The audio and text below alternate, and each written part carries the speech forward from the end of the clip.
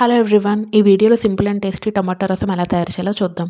దీనికోసం ముందుగా టమాటాలను చిన్న చిన్న ముక్కలుగా కట్ చేసుకుని పక్కన పెట్టుకుందాం.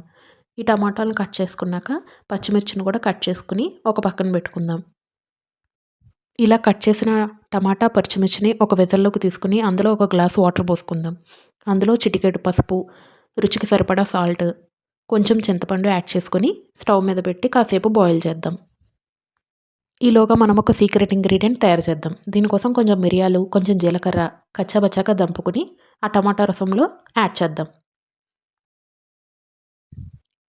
ఈ రసం కోసం నేను ఎంటీఆర్ రసం పౌడర్ యూస్ చేస్తున్నానండి. సో, రసం పౌడర్‌ని యాడ్ చేసి కాసేపు బాయిల్ చేద్దాం. రసం మరిగే కొద్దీ సువాసన అనేది మనకి పైకొస్తూ ఉంటుంది. ఇలా రసం మరుగుతుండగా కొంచెం కారాన్ని కూడా యాడ్ చేద్దాం. రసం అయితే రెడీ అయిపోయిందండి. చివరగా మనం పోపు తయారు చేద్దాం.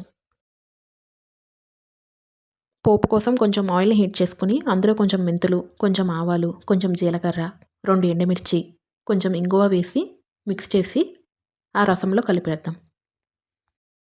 అంతేనండి. ఎంతో ఈజీ అండ్ టేస్టీగా టొమాటో రసం రెడీ. దీన్ని వేడి వేడి అన్నంలో సర్వ్ చేసుకుంటే చాలా బావుంటుంది. Thanks for watching. బాయ్.